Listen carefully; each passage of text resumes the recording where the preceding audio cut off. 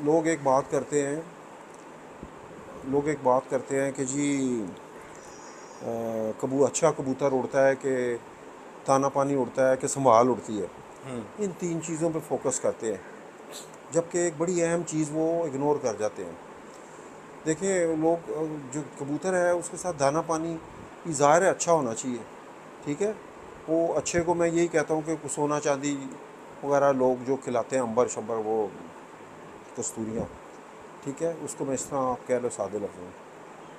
तो और इसके अलावा पहले उससे पहले होती है संभाल, ठीक है।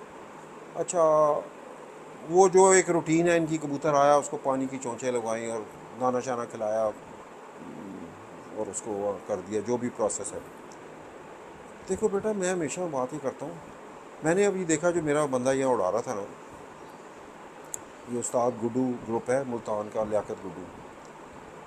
मैंने उनमें एक नई चीज़ देखी। वो कबूतर की ना तबीयत के ऊपर फोकस करते थे सबसे पहले।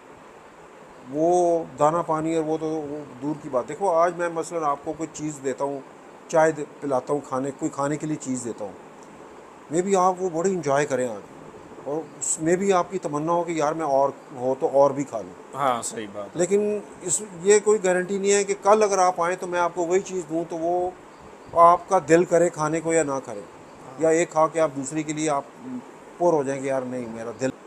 तो जब कोई चीज़ आपकी तबीयत के ख़िलाफ़ हम खिलाएंगे ना, तो जो सोना भी है ना वो मट्टी बन जाएगा।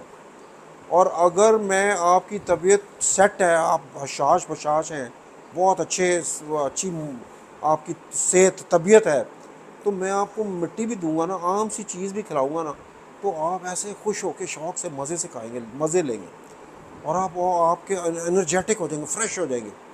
ये चीज़ कबूतर के अंदर है। हमारे हजरात जो है ना, वो अब लेट से कल तैयारी है, मैं उसको बादाम खिलाए जा रहा हूँ, 5-5 6-6 गोलियाँ, पानी मार मार के उसको हज़म किए जा रहा हूँ, निकाले जा रहा हूँ, ठीक है, कबूतर को।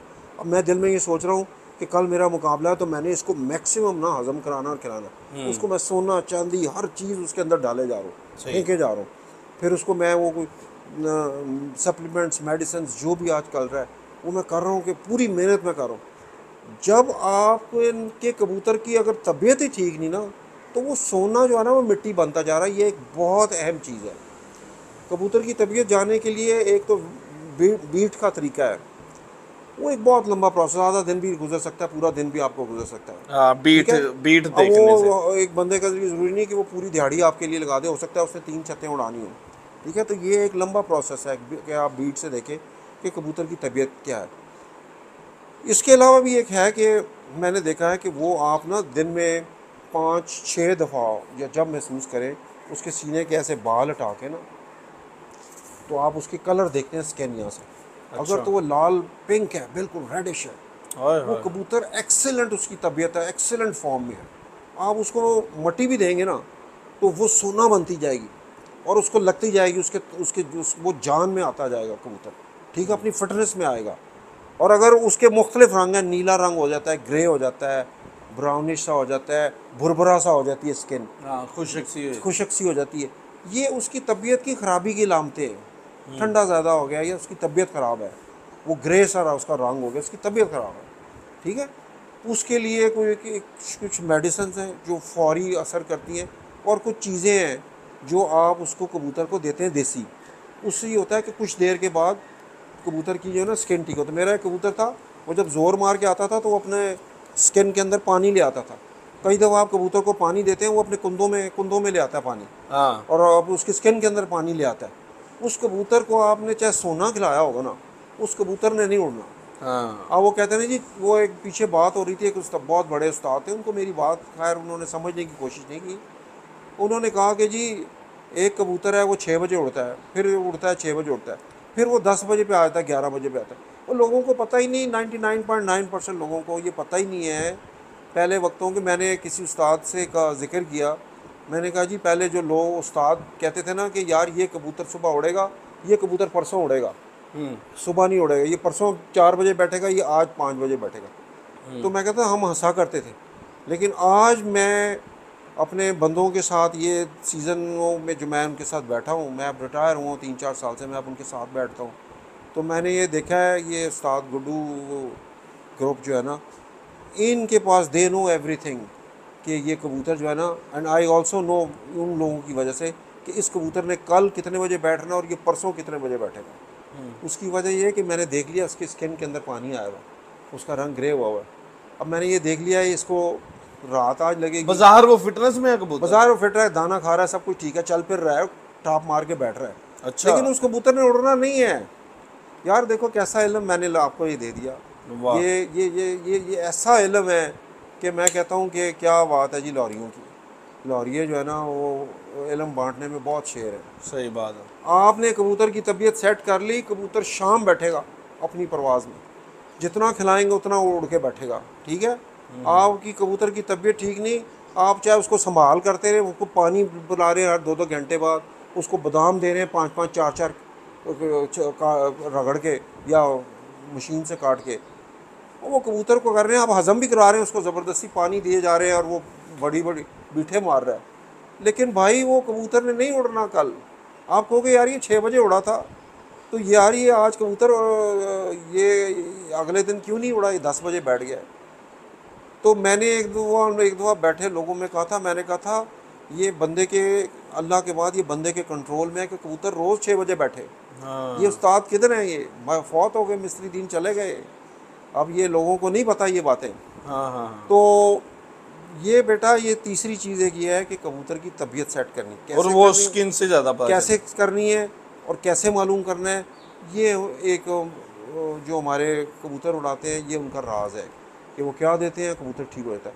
कई दफ़ा सुबह पता चलता है हमें, हमने रात पानी पिलाया, देखा उसने पानी जिस्म में उतार लिया, उस सुबह जाते वक्त कोई ऐसी मिर्च दे देते हैं कि वो जो कबूतर है ना वो दौरान परवाज़ अपना पानी खुश कर लेता है और बाद में सेट हो जाता है, बाद में नीचे से फिरता कबूतर दुबाई कर जाता है, अपनी फिटनेस में आ जाता है। तो ये एक बड़ा इल्म है ये जो मैंने इसका आपको। अच्छा, जो कबूतर काला स्याह हो जाए या ग्रेश हो जाए या पानी आ जाता है उसके जिस्म पानी में, आ जाए, इनकी और वो आप ट्रीटमेंट- ऐसे हटा के ना तो उसको ऐसे चूंडी मारे तो वो पानी आपको उसमें नजर आएगा स्किन के अंदर। हाँ। ट्रीटमेंट है ना, ये उसका राज है यार। अच्छा, आप अपने उन पे क्या ट्रीटमेंट करेंगे? यार ये तो मैं आपको बता रहा हूँ ना, ये मुझे तो पता है वो ट्रीटमेंट का, लेकिन ये एक राज है उनका। एंज तो ना करो, राज भी फास्ट ऑफ द रिकॉर्ड में हम बात कर लेंगे इसको। अच्छा। हाँ, वैसे फिर भी इसको खुशक करने के लिए कुछ तो बताए ना यार। देखो जो है ना, आप उसको पहले तो जो वो आता है उसको कोई एंटीबायोटिक दें, दूध के अंदर गर्म उबाल के ठंडा करके उसमें कोई एंटीबायोटिक दें उसको, ठीक है ना। तो उससे उसके जो जिस्म के अंदर ख़राबी है वो ठीक हो सकती है, ठीक है ना। इसके अलावा कोई देसी चीज़ें हैं वो भी देनी होती है। अच्छा जी, नेक्स्ट। अच्छा, यहाँ पे तलख कर सकते हैं कबूतर को जब पानी नज़र आ रहा हो? नहीं, उसको कुछ फ़ायदा ही नहीं है, उसकी तबीयत ख़राब है। मैं आपको बता तो रहा हूँ कि उसको वो लगनी नहीं जो भी आप करेंगे, जब तक कि आप उसका वो फॉल्ट ख़त्म नहीं करेंगे, वो पानी जिस्म से निकलेगा नहीं और उसकी स्किन का कलर ठीक नहीं होगा, वो अपनी उसकी तबीयत में खुशहाली नहीं आएगी। मैं आपको बताऊं, बड़ी अच्छी हमारी एक ज़ीरी कबूतरी उड़ रही थी 5-5 बजे, फिर तो मैं 6 बजे 5 बजे उड़ती आ रही। वो पहली बाजी के बाद ना वो हम थोड़े थोड़े बादाम वो देता था, कॉली में 2-2 3-3 कबूतर जो आते थे ना उनको देता था। उसने बादाम उसके इनके आगे रखे तो 2 कबूतर उड़ के पड़े उन बादामों। ये मादी जो है ना बादामों तक आई तो इसने मुँह मोड़ के बैठ गई सुबह का वक्त। वो ऐसे ही नज़र पड़ी तो बेड़ा गर्क हो गया। उसने कहा यार ये कबूतर तो बेड़ा गर्क हो गया। चेक किया तो उसकी तबीयत ख़राब थी। वो यार ये तो बाजियाँ शुरू हुई, ये क्या बनेगा। खैर मेरा नीचे को टेलीफोन कुछ मेहमान आए, मैं नीचे चला गया। मैं जी फिर ज़ोर के बाद आया हूँ तो कबूतरी मेरे सामने ज़मीन से ठाप मार के बैठी और उसने कहा जी ये बादाम खा के गई। अभी उसने उस कबूतरी को वो जो उसने बनाया हुआ है वो दवाई और वो जो देसी वो उसने दी है, और इसके अलावा उसने ये पैनाडॉल वगैरह भी दी है उसको, ठीक है। उसको बुखार भी था, टेम्परेचर भी था। अच्छा। लो जी, कबूतरी 3:30-4 बजे पूरी फिटनेस पे थी। वो कहती थी मुझे दिए जाओ और मैं खाई जाऊंगी, और अगले दिन वो उड़ी, खूब उड़ी वो जनाब। शाम दोपहर पिछले पैर बैठी वो कबूतरी। वाह वाह। तो यार ये बड़ा इल्म है भाई। सही बात। ये अच्छा, ये टेक्निक तो नेवी वालों से नहीं आई? जिनसे भी आई है, मैंने नहीं कभी किसी से पहले सुनी। ये तो मैंने ये इन्हीं से सुनी है, उस्ताद गुड्डू और उनके जो बच्चे हैं ना, ये पूरा फोकस तबीयत पे करते हैं। और यार कबूतर को कुछ ना भी दो ना, कोई 8-10 बादाम भी खिला दो, उसकी तबीयत सेट होगी ना। उसको भोरे ही खिला दो, उसकी तबीयत पूरी 100% सेट है ना, तो वो कबूतर उड़ के बैठेगा, बढ़ के बैठेगा। वाह ये जी ऐसी गेम है। आप सोने खिला खिला के कबूतर मर जाते हैं कि यार ये मुजून का फ़ायदा नहीं हुआ। वाह। हाँ। ठीक है जी, चलें अब आगे वाह चलें। जी वाह। अच्छा सर, थोड़ा सा मुझे बताएं, सियालकोट से बड़ा क्लेम आता है टैडियों के हवाले से अच्छा। कि हमारी वो मादी थी रंग वाली, वो उड़ी सियालकोट से गई थी, इनमें इनमें बटेरा पा रहा है, इनमें मोतियों वाला पा रहा है। आपने काफ़ी रिसर्च कर रखी है यूट्यूब यार पे। हमने बहुत डिटेल टेडियों के ऊपर 2 सेशन किए थे पिछले, जो ये अब समझ लो पार्ट 4 है हमारा आज। उसमें मैंने जितनी डिटेल बता दी थी ना, वो मादी क्या जी, वो उसका नाम रंग वाली था, चाह वाली था, चुड़ैल था, और वो मेयर साहब और उनके पास कैसे गई। इन सारे साहिबान ही माशाल्लाह ज़िंदा हैं। इनके मैंने इंटरव्यू पर कोई मुझे चैलेंज नहीं कर सकता। जो मैंने बात की थी ना, वो मैंने आज तक टेडियों पे कभी इतनी सॉलिड इंटरव्यू किसी ने नहीं दिया। मेरे पास मेयर साहब का भी इंटरव्यू है, मेरे पास चौधरी सखी साहब का भी इंटरव्यू है।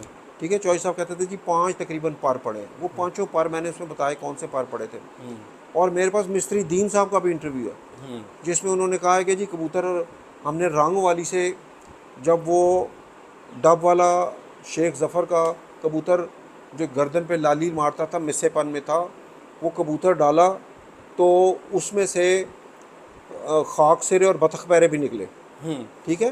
फिर ये आपका एंकर है सनी, इसने उन अर्ली डेज़ में ना उस्ताद यावा साहब के थ्रू इनसे, चौधरी साहब से बच्चे लिए थे। तो वो मेरे पास तस्वीरें हैं, वो बच्चे उनके बतख पैरे निकालते हैं वो। फिर मैं भी, चौधरी साहब ने वो नस्लें ख़त्म कर दी जो जोड़े ज़्यादा बतख पैरे निकालते थे।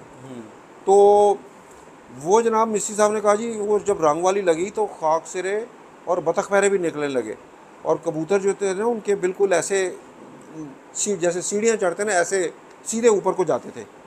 तो बात अब आ गई रंग वाली पे, कि रंग वाली हमने जो सारी डिटेल बता दी थी ना, उसमें हम रंग वाली की बैकग्राउंड पे नहीं अभी हम गए थे। हाँ। ये जो सियालकोटी क्लेम करते हैं ना जी, ये तो कारोबारी बातें करते हैं, इसमें कोई सदाकत नहीं है। चूँकि लाहौर वाले इसमें इंटरेस्ट नहीं ले रहे, तो लिहाजा सियालकोटी भाई जो है ना हमारे इन होते जा रहे हैं। और भी मैंने बहुत से लोगों से सुना है, बहुत से बड़े बड़े उस्ताद जो है ना, वो अब क्लेम करना शुरू हो गए हैं, और बटेरों की जी वो सफ़ेद आँखें, और वो उससे कंपेयर करते हैं। अब यार इसमें 2 रवायतें हैं रंग वाली कबूतरी से। ये कमरुद्दीन खान थे, वो जो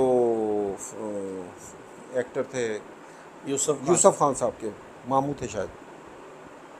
ये सब मानते हैं कि 4 बच्चे गए थे करीम बख्श साहब को, उसमें से एक बच्चा मर गया, एक बच्चा रात रह गया, तो 2 बच्चे थे, उनमें से ये कि मादी बनी रंग वाली। ठीक है जी। ये लमूतरी सी मादी थी, और लंबी इसकी गर्दन भी ज़रा लंबी गर्दन थी, और हल्का सा इसके तावीज़ था, सफ़ेद दुम थी, मादी की सफ़ेद दुम थी। ठीक है जी। अच्छा, अब वो ये दो रवायतें हैं। एक तो ये है, वो ये फ़रीद खान साहब भी ये बताते थे कि कमरुद्दीन साहब से 4 बच्चे गए थे।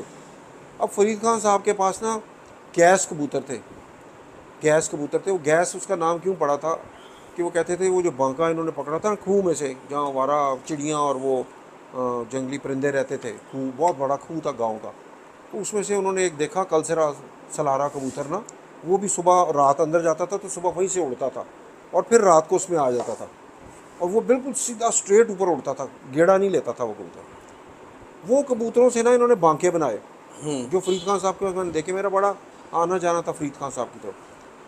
वहाँ मैंने देखा कि उन कबूतरों ने, उनके जो बांके कबूतर थे ना, उन्होंने बतख पैरे भी निकालते थे और खाक सिरे भी निकालते थे। जो मिस्त्री साहब के इंटरव्यू में उन्होंने बताया कि वो जो रंग वाली मादी है ना, जब वो लगी डब वाले से तो खाक सिरे और बतख पैरे निकले बीच में से। ठीक है। एक रवायत तो ये है कि उन्होंने जो 4 बच्चे दिए, उनमें इनके घर के भी बच्चे होंगे 4 में, तो जो आगे जाके मिस्त्रियों के पास ये इस तरह के बच्चे निकले। ठीक है, और रंग वाली से। ठीक है, करीम बख्श के पास जब उड़ी, एक रवायत ही होगी। दूसरी रवायत ये है कि कमरुद्दीन साहब को ना लाहौर से हैं, मियाँ वहीदी हैं, ये मेरा ख्याल है इनके क्लोज़ रिलेटिव थे बाऊ शमस के, उन्होंने 4 बच्चे ला के दिए थे।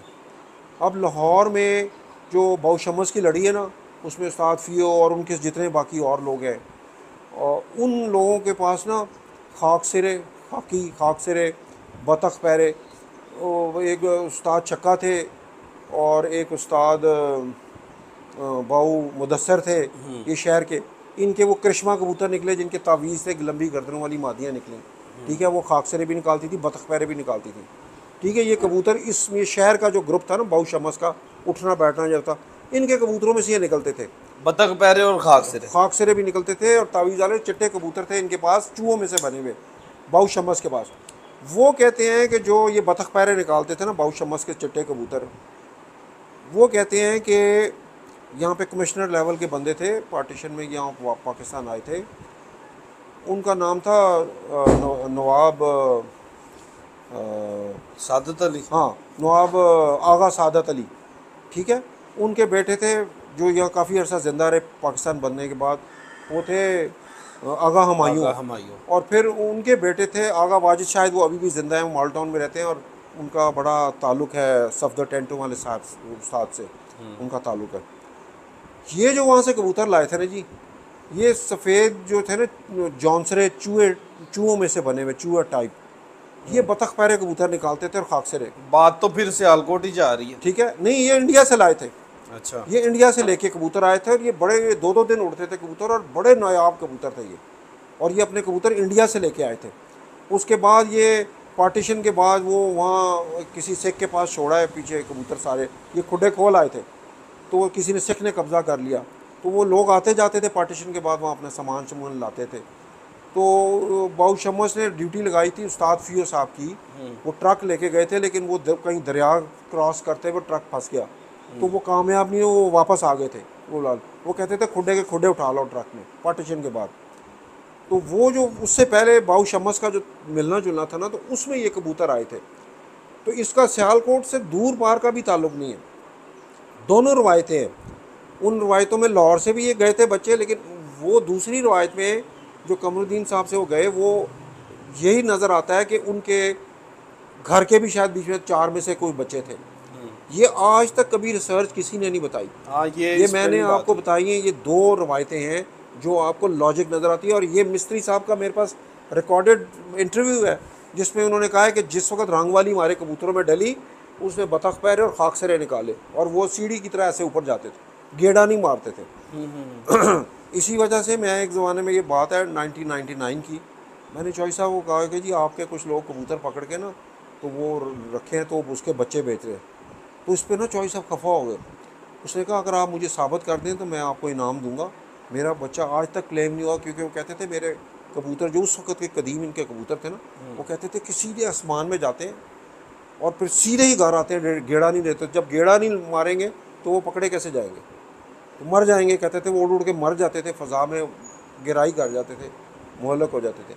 लेकिन कहते थे मैंने आज तक नहीं सुना कि किसी ने मेरा कबूतर पकड़ा। तो ये जनाब टेडी की स्टोरी ख़त्म हो गई है। जो अच्छा, वो रंग वाली मादी जौन सी थी, वो 2 रवायतें हैं, कहते हैं लाहौर से गई थी। एक तो गई कमरुद्दीन साहब से थे 4 बच्चे, जो उनके मामू थे, वो एक्टर जो थे यूसुफ खान साहब, और फरीद खान साहब भी ये रिश्तेदारी थी ये सब। हाँ। दोनों रवायतें कमरुद्दीन साहब से गई जो 4 बच्चे गए थे। अच्छा, आपको क्या लगता है वो बांकों में से बने थे? बिल्कुल उनमें से वो बने थे, क्योंकि फरीद खान साहब बड़े बुज़ुर्ग और बड़े अना वाले बंदे थे। वो पहले वक्त के जो बुज़ुर्ग थे ना, ये बाऊ शम्मास, ये सारे ये पुराने जितने उस्ताद थे, ये झूठ बोलने वाले लोग नहीं थे, ये बहुत अना वाले लोग थे, बड़े किरदार वाले लोग थे। तो वो मुझे उस वक्त बड़ी डिटेल बताया करते थे फरीद खान साहब इसके के उस पर।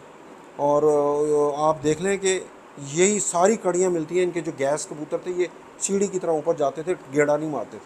तो वो उन्होंने ना रख दिया, कमरुद्दीन साहब और नवाब जो थे, इनके एक और भी नाम था, शेर नवाब। तो वो यही कहते थे कि ये गैस कबूतर, ये गैस जैसे ऊपर जाती है ना, ये इस तरह उड़ते हैं।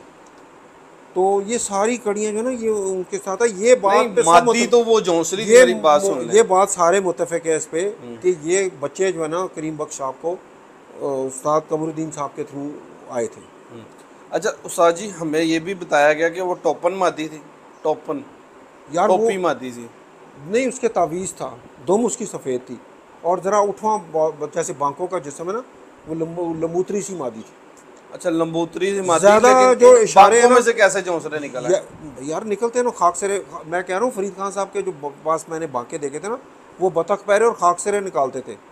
अब उन्होंने जो क्रॉस लगाया, कोई अगर वो एक रवायत ये भी है कि जी जान साहब वाली भी झलक मारती थी मादी, उन्होंने पता नहीं जान साहब क्रॉस डाला उसके साथ, क्या क्रॉस डाला। देखे ना अभी भी फिरोजपुरी, आज हर बंदा ज़िलों में फिरोजपुरी क्रॉस डाल रहा है। पिपला में देखें आप, सारे कबूतरों में फिरोजपुरी क्रॉस है। मिट्टू लाली वगैरह के पास सारे कबूतर हैं, उनमें फिरोजपुरी की बात है। तो ये बांके फिरोजपुरी एक ही नस्ल थी ना। ये आपके शागिर्दों का इस दफा रिजल्ट रहा है? यार वो बड़ी अच्छी मेन बाजियां जीता है वो। एवरेज की बाजी वो अकमल खान साहब से जीता है। और इस दफ़ा ज़रा वो कुछ बीमार हो गया था, लेकिन ये बहुत बात है कि इतने बड़े बड़े उस्तादों से उसने बाजियाँ जीती हैं। शायद वो एक बाजी आ रहा है एक बराबर की है, बाकी सारी उसने 25-30 बाजियाँ जीती हैं। मिट्टू लाली वगैरह से भी मेरा ख्याल जीता है। हाँ यस, उनसे भी वो जीता है बड़े ये जो मार्जिन से। उस्ताद गुड्डू ग्रुप है, ये मुल्तान से इनका ताल्लुक है, हाँ जी और इनका ज़रा तारफ़ तो करवाएं। हाँ, हमने तो पहली दफ़ा यार, ये he is a legend flyer, गरीब आदमी है। और मैं हैरान रह गया हूँ इनकी साइंस देख के कि ये कबूतर को किस निगाह से देखते हैं। और उसके साथ ये बड़े फ्रेंडली रहते हैं, बड़े कबूतर के साथ उठ बैठ जाते हैं। और वो जब दाना खाता है तो बिल्कुल उसके साथ घुल मिल जाते हैं। तो कबूतर भी ना बड़े इजी मोड में होता है, और उसको उसको समझते हैं। ये कबूतर के साथ बातें करते हैं, ठीक है। कबूतर अपने पूरे जोबन में उड़ता है, और इनका पूरा फोकस होता है, ये चेक करते रहते हैं कि कबूतर की तबीयत सेट है कि नहीं। इनके दो बड़े मशहूर पानी है जी, वो पानी देते हैं, क्या बात है उन पानी में। वो मैं बोतलें किसी को भी, हमारे एक तो उनके एक ये काफ़ी अरसे से उड़ा रहे थे लाहौर में कबूतर। मैं अब नाम नहीं उनका लेना चाहता है, ऐसी वो शायद माइंड ना करें। उनके पास तांता लगा होता है, वो बोतलें दो पड़ी होती हैं पानी की, एक लाल पानी और एक पीला पानी। उनके पास वो देसी है, उसमें कोई मेडिसिन नहीं है। वो पानी लोग ले जाते हैं, वो पानी वो इस्तेमाल कराते हैं। लोग कहते हैं कि जी उनके कबूतरों के हाजमे शाजमे हर चीज़ सेट हो जाती है, कबूतर ना खुल के उड़ते हैं, खुराक भी हजम करते हैं, सब कुछ करते हैं कमाल के पानी में। ये उनका एज है, जो उन्होंने पानी बनाया ना, ये उनका एज है। साथ वो मोड़ गोली देते हैं, वही इसकी अंडे की जर्दी मिला के ना एक गोली बनाते हैं, उसमें को 2-3 कुश्ते डालते हैं। बाकी ये जो आप लोग डालते हैं ना चौर मोरे वगैरह, तो दाल में इसकी चीज़ें भी डालते हैं उसके अंदर, वर्क शरक डाल के वो एक गोली बनाते हैं। गोली से बना। हाँ, वो गोली जो है ना, वो बाकी सिंपल तरीका है। अच्छा रुबानी साहब, ठंडा कर लेना चाहिए कबूतर को? यार देखो लोग कहते हैं, हर बंदा पूछता है जी हाजमे वाला पानी दो, हमारे हाजमे की कोई दवाई दो कबूतरों को, हमारे कबूतरों को हाजमा हो। तो हम, क्योंकि उन लोगों से हज़म नहीं हो रहा होता जो खिलाते हैं। हाँ, यानी 90% लोग जो है ना बीच में आके फंस जाते हैं, कबूतर उनके हज़म नहीं कर रहे थे। और भाई हाजमे वाला पानी इट्सल्फ ठंडा पानी होता है, अच्छा। और ठंडा पानी कबूतर को की मेरा ख्याल है अब किसी की भी गेम नहीं है। पहले वक्तों में गेम थी, अब शायद ये ठंडा जो है ना, ये किसी की भी गेम का हिस्सा नहीं है। अब लोग जो है ना उसको मोतदिल या हल्का गर्म कर उसमें फेज़ में उड़ाते हैं। और ये जो हाजमा, वैसे आप फिट करें, तबीयत सही रखें, जो मैं आपको सारी बात बता रहा हूँ, तो आपको इन पानियों की ज़रूरत ही नहीं है। कबूतर को उसकी नेचुरल फॉर्म में उड़ने दें, उसकी ज़रूरत ही नहीं है। हर बंदा जो है ना वो इस चक्कर में होता है कि हमें बोतल मिल जाए, कोई हाजमे का पानी बना दे। भाई हाजमे का जो पानी होता है वो ठंडी तासीर में होता है, वो कबूतर के गिट्टे जोड़ देगा। आप इस तरफ जाएं ना, आप कबूतर को कोई ऐसी गलत चीज़ ना दें जिससे है ना उसका वो मैदा ठस हो जाए। मेरे ख्याल काफ़ी है आज की। अच्छा सर, आखिरी सवाल, फिर उसके बाद चलेंगे। कबूतर कुंदों में पानी रह जाता है, उसके जिस्म में पानी रह जाता है, उसको खुश्क करने का कोई टिप दें? बेटा वो एक एक इतनी सी वो देते हैं, बीज देते हैं, वो देसी वो बीज देते हैं कबूतर को, तो जाते हुए भी देते हैं अगर आखिर टाइम पता चले। वो बीज जो है ना वो पानी सुखा देते हैं। अच्छा। हाँ, तो या वो आप उसको जब आता है कबूतर, आप महसूस कर लेते हैं कि इसने पानी जब मार खा के आए, बारिशें होती हैं, मेरे कबूतर 2 दिन वो मौसम बारिश हुई तो उसका सारा यहाँ पानी उतार लेता था, वो बेड़ा गर्क उसका हो जाता था कबूतर का। तो वो सुबह तक उसका पानी ख़त्म नहीं, मैं फिर तो मैं उसमें पूछ रहा हूँ। एंटीबायोटिक भी देते थे। यार फिरतों में भी यही है ना। अच्छा, यही है। हाँ, ये जो उस्ताद मुन्ना मुन्ना है, उस्ताद मुन्ना फैसलाबाद के, उस्ताद राणा मुन्नो। राणा मुन्ना ही तो इंटरव्यू में कहते हैं कि वो 25 नंबर जो कैप्सूल है, क्या नाम है उसका, एंटीबायोटिक है वो भी। नाम नहीं इस टाइम जहन में आ रहा। इत्तेफाक है कितने, वो है नहीं एंटामाइजोल, वो 25 नंबर कैप्सूल यार हर बंदा जानता है, छोटा सा कैप्सूल होता है और साथ वो कहते हैं जी अर्के मको दो थोड़ा सा कोसा करके ठार उसकी मार के, वो मैंने भी वो ट्राई किया है, वो बहुत अच्छा है, कबूतर सूझ जाए या फूल जाए इकट्ठा सा हो जाए, ठीक है, तो वो 25 नंबर कैप्सूल और वो देंगे। 25 नंबर कैप्सूल तो मैं कहता हूँ कबूतरों के लिए अक्सीर है, चौधरी सखी साहब भी यूज़ करते हैं, जो कबूतर कुंदा गिरा देता है, ठीक है, उसको वो उन्होंने 4 दिन एक वीडियो बनाई उनके बेटे ने, ये मैं अपने दोस्तों के भलाई के लिए बता देता हूँ, उन्होंने ये वीडियो मैं सिर्फ डालता था वो 25 नंबर कैप्सूल, ठीक है, और अर्के अजराकी भी है, पहले हम वो देते थे दूध के साथ, वो बड़ा लेंथी प्रोसीजर, दूध लाओ गर्म करो, ये 25 नंबर कैप्सूल उसको फेंके, तो डे 1 से अगर शुरू करें ना तो दूसरे तीसरे दिन वो कुंदा उठा लेता था कबूतर, वरना सारी उम्र के लिए अपाज हो जाता है।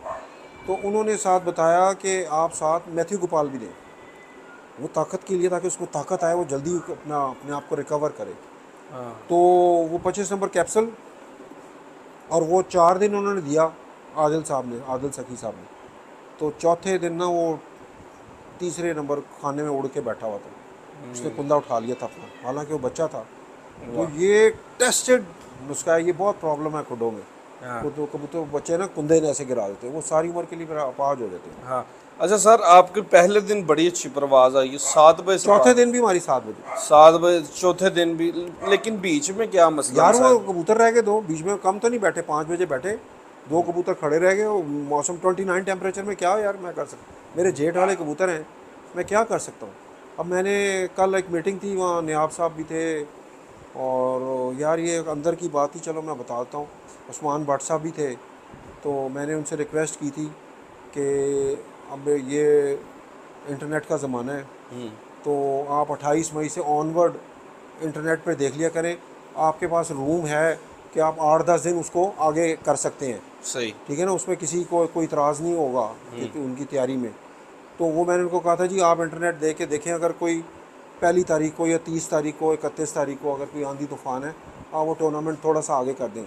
वैसे ऐसे। और दूसरा मैंने ये ऑप्शन दिया था, मैंने कहा यार देखें 2 सालों में यही हुआ है, एक दिन ठंडा हुआ है 2 कबूतर रह गए, मैंने कहा जी जिस तरह खारियाँ वाले शायद ऐसे करते हैं कि वो 9 कबूतर उड़ाते हैं जी, देखो ना मेरी मेहनत का मुझे हक मिलना चाहिए, मैं एक सारा साल मेहनत कर रहा हूँ, ठीक है, ऊपर रोज़ जाता हूँ अपने थर्मस लेके और टोपी लेके, तो मैं कुत्ते खांसी करके आता हूँ 12-1 बजे पूरा साल, तो मेरी मेहनत का मुझे सिला ना मिले तो मैं तो डिस्करेज होऊंगा। तो मैं तो अब सोचता हूँ कि मैं वही 12-1 बजे वाले कबूतर रख लूँ, मुझे क्या फ़ायदा, ये मौसम ख़राब हो जाते हैं।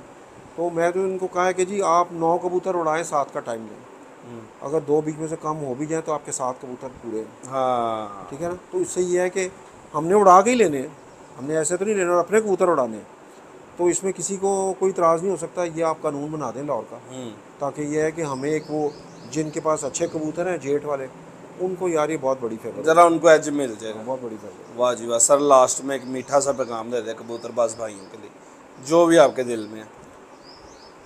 यार हमारा ये सिलसिला चलता रहता है, आज मैंने आपको ये बड़ी मुफीद बातें बताई हैं, हमारा ये सिलसिला चलता रहता है, जो फिर नेक्स्ट सेशन में हमारे पास और टॉपिक है।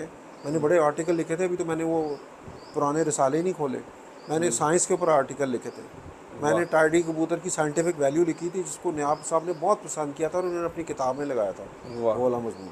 वो मैंने ऐसे ऐसे मजमून लिखे थे, फिर मैं 15 साल का गैप आ गया, मैं बिज़ी हो गया, तो उससे पहले मैं 2005, 6, 7 तक मैं बड़ा एक्टिव था। हमने चैम्पियंस ट्रॉफ़ी जो है उसमें सेकंड पोजीशन ली, एक आम सी छत पे मैंने बच्चे छोड़े। अब मैंने देखा ना, मेरा शागिर्द है बन्नू में भी और खारिया में भी, उसने उसको मेरे कबूतर थे और गाइडेंस थी, तो खारिया में 2009 में पाकिस्तान रिकॉर्ड था 132 11 कबूतरों का, उस वक्त पाकिस्तान रिकॉर्ड 132 घंटे था। वाह, उस वक्त ये किलिए खेल साहिबान सामने नहीं आए थे। तो इसी तरह ताज़ीमुल्लाह ने भी 2014 में रिकॉर्ड बनाए और बड़े अच्छे कबूतर उड़ाए, और इस वक्त पिछले साल भी शायद वो तकरीबन सबसे जीता था, और इस साल भी वो बहुत बड़ी बड़ी एक से आ रहा है, एक से बराबर है, बाकी सबको जीता है। क्या बात, हाँ, वाह जी तो वाह। ये बड़ा ज़बरदस्त रहा है, ये उन बच्चों की मेहनत है लेकिन मेरा भी कोई उसमें कंट्रीब्यूशन है। सही बात है। लो जी दोस्तों, उम्मीद बेटा, करना हाँ। अज का शौक शिकार अज का इंटरव्यू तुहानू पसंद आया होगा। मिलने नई वीडियो च नए शौक के नाल।